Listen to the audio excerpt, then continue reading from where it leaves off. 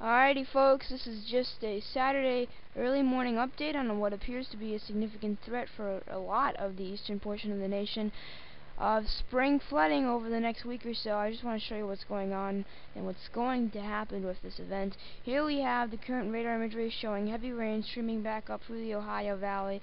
We've got cool northwest air that is fresh and changing the precipitation over to snow right now, with a disturbance over the Midwest as well. It's actually heavy snow, and it wouldn't surprise me if someone gets a plowable snow out of the whole deal.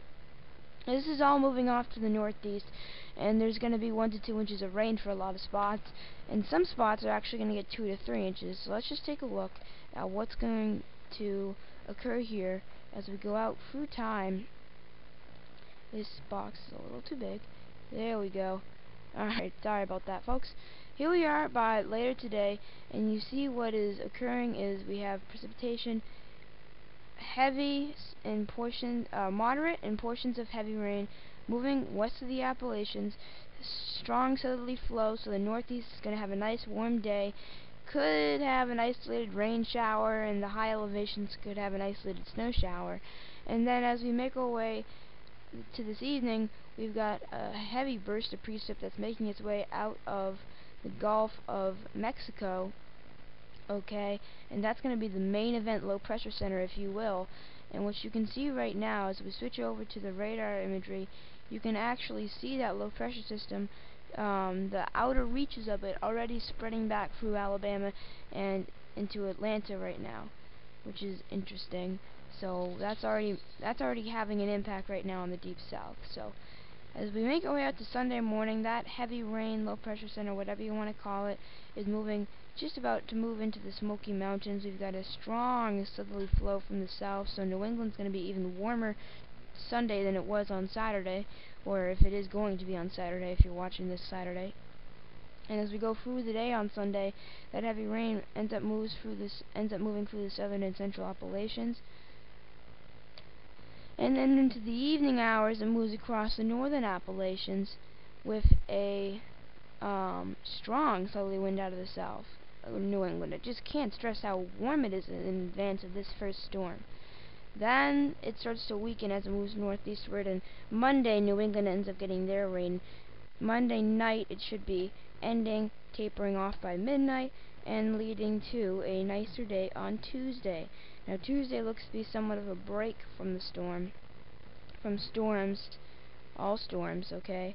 But before we get to the next storm en route, let's just talk about how much rain we're going to be dealing with from this one. Now for the light blues and the purples, that's 1 to 2 inches of rain. The oranges is about 2 to 3 inches. And I think that we've basically pinpointed the largest area of rain to be from the Ohio Valley, basically up through the upper northeast. 1 to 2 inches of rain. And then we've got 1 to 2 inches of rain in the immediate landfall area, if you will, of that second main event low pressure center. But there are going to be 2 storms, and this is just the first one, and the second one's actually going to be worse, and it's going to cause a major spring flooding issue along the east coast. Okay, folks. Now here's what's going to occur here. Here we are out to 12Z on Wednesday. We're going to have a major blizzard moving through the Midwest, but if any of you don't know, I tend to focus on the Northeast more than anyone else because that's my main area of knowledge. And here we have a big mass of heavy rain, a dry slot in Arkansas, and severe weather to the southeast of the dry slot, moving through a comet head appearance by 18Z on Wednesday, and that moves off to the northeast through the night. So by Thursday morning, we're already getting rain spreading through the upper northeast, and by the afternoon hours, it is raining heavily in a lot of spots. There's extremely heavy rain all up and down the Appalachians by late Thursday. It doesn't leave by Thursday night. Friday morning, it's still extremely heavy rain across New England, up to 1 inch an hour at times. Then that pushes off to the northeast. But when we talk about that event and the first storm that's coming today, tomorrow, and Monday, you're going to be talking about a crap load, if you will, of rain across the northeast, and enough for a widespread basement flooding. We've got 1 to 2 inches of rain for everybody east of the Mississippi. We have I'd say between 2 and 4 inches for a lot of spots, okay? East, once you get around most of the Ohio Valley, most of the Deep South, it's at least 2 to 4 inches. Then, for the areas that get pounded by both the first and second storm, from the upper Northeast, as well as the Deep South and the Smoky Mountains, talking about even higher amounts, between 4 and 6 inches of rain. And what the GFS is just beginning to show right now is the really, really catastrophic flooding of over 6 inches possible. And showing that in the Poconos, and it's showing that in the Smokies. And I expect that the coverage of 6+ inch amounts are going to expand. Will they expand into the metropolitan areas of the Northeast? I don't know, but it's possible, and you just need to stay tuned. So, if you live essentially east of the Mississippi, and you don't live in Florida, and you don't live in